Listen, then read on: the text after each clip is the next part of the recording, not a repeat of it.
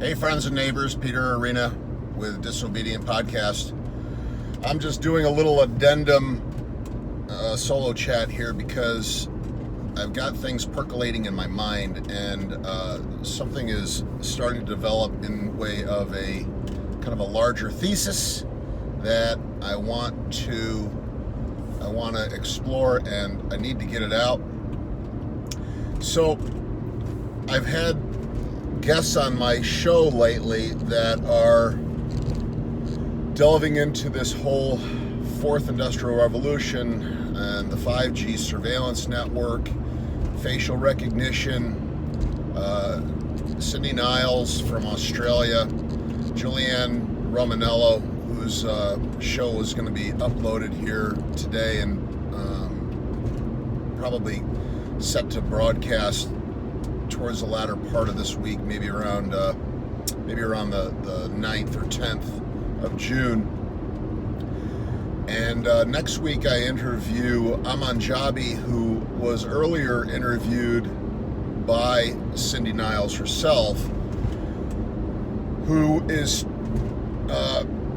pretty well versed in the whole technology related to facial recognition software and a lot of this integrative digital surveillance technology that is effectively coming to weave a tighter and tighter tapestry of surveillance over all of us, and especially here in the Western world, the US and Europe and Australia, and of course in China and some of the other Southeast Asian countries. But I'm speaking from an American perspective, but the thing that's happening, in my opinion, and I'm going to talk in really general terms, is that what I perceive is happening is that as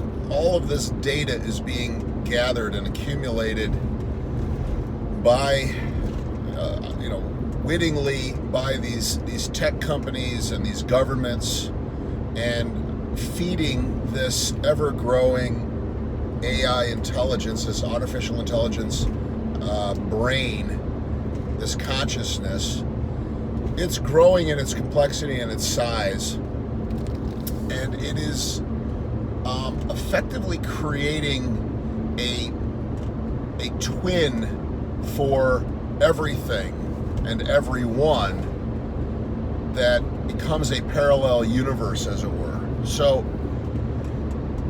as I sit here and I do this video, and I talk on the phone, and I use different devices, and I travel around, and my device continues to be this tracking device that is monitoring my movements about on the planet, and where I'm going and the patterns that I'm creating. And of course, my physical characteristics, my biological characteristics, my heart rate, my blood pressure, the condition of my frickin' liver, for all I know, all these statistical information, these biostats everything is being synthesized into what is effectively my twin, your twin. Everybody's twin is being created, and I don't mean just the old-fashioned, here's the biostats written down, and I'm a male of 57 years of age, and I live at this address, and I've got this color hair, and and I like the color green, and that's the rudimentary side. This thing that's being created now is effectively a duplicate. So they're creating a duplicate of us, and in so doing, all of these things are working together in this synchrony that is creating this literal alternate universe that, if I'm understanding it properly, is something that can be a model onto which different scenarios and variables can be imposed to effectively be a predictive modeling tool so that it becomes an attractive thing to corporations and governments and alike, and them working in concert in the true sense of the word fascism. And so we have this techno-fascism that is accelerating and manifesting into an ever more malignant and cancerous beast that's engulfing us.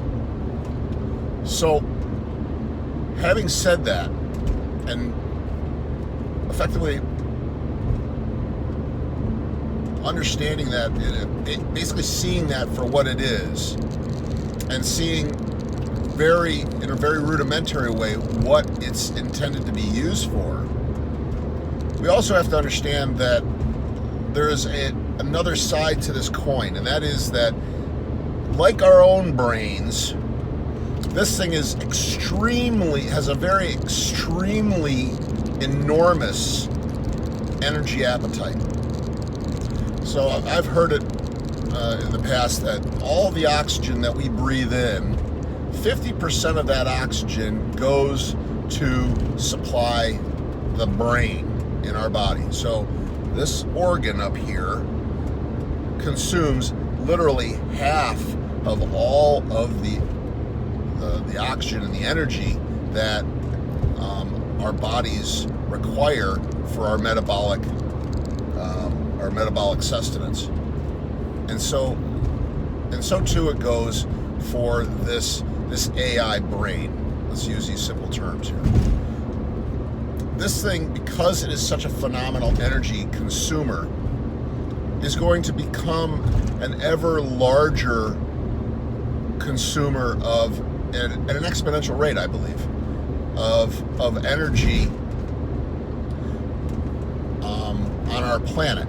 And so hence the deployment of all of this 5G to expedite and make as super fast as possible this transactional neurokinetic connections of interactivity, so that there is no delay and it is instantaneous, as if, like our brain, the thought and the stimulus are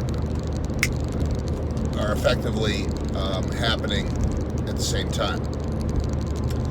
And so what I believe, and I've explored this earlier, is that we have energy constraints, not quite so much in the actual amount of energy that is potentially available to us, because that is effectively infinite if we take into consideration all the various sources taken together. That's not the problem. The amount of energy is not the problem. It's the rate at which we can extract and utilize energy at any given moment that's in peril. And so we're back to the old peak oil discussion, and that is that as we go down the backside of this peak oil slope, we are not running out of energy. What we are running out of is the ability to have ever increasing amounts of energy at our disposal for whatever our uses, and in this case, to feed the voracious appetite of this ever-growing AI brain.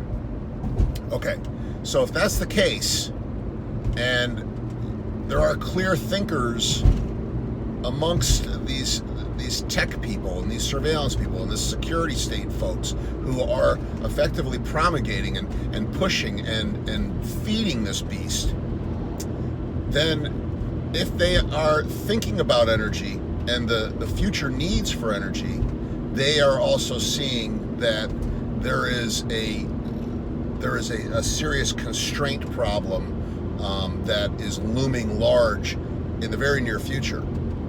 Well, energy in, energy out. There are consumers of energy and there are producers of energy, and the human population basically represents energy consumers. And so this is where the conversation gets dark.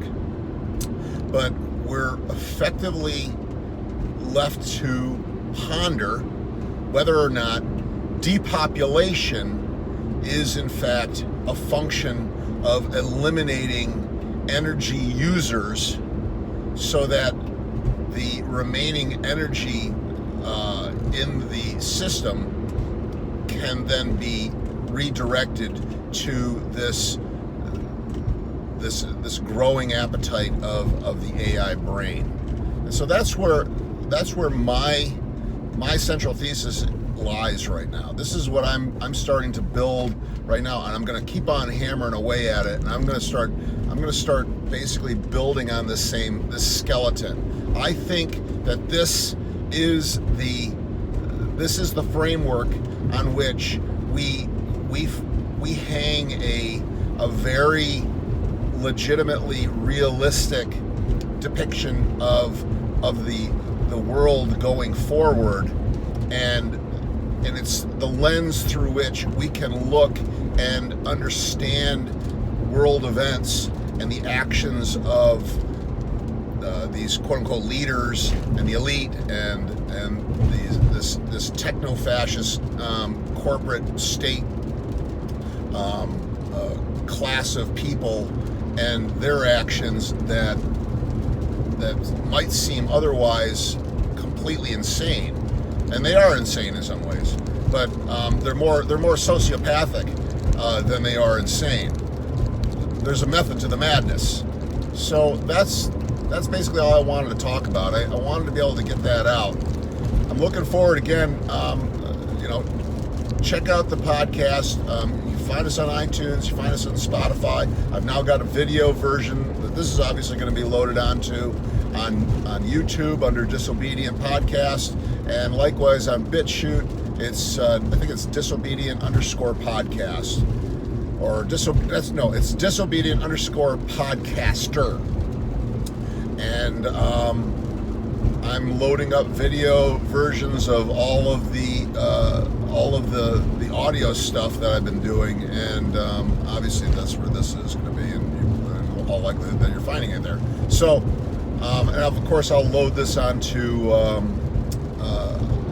later. I'll load a link to this onto Facebook, and I'm going to try expanding the whole Instagram thing. I'm on Twitter at Disobedient Podcast as well, so there's ways to find us. I would appreciate you signing up and subscribing and becoming a part of this. I'm trying to build something meaningful that gives people information about the world going on around them, and gives them some cool information by people who are effectively standing up and speaking their minds and doing things in a way that resists the onslaught in whatever form. So I'll talk to you later. Bye.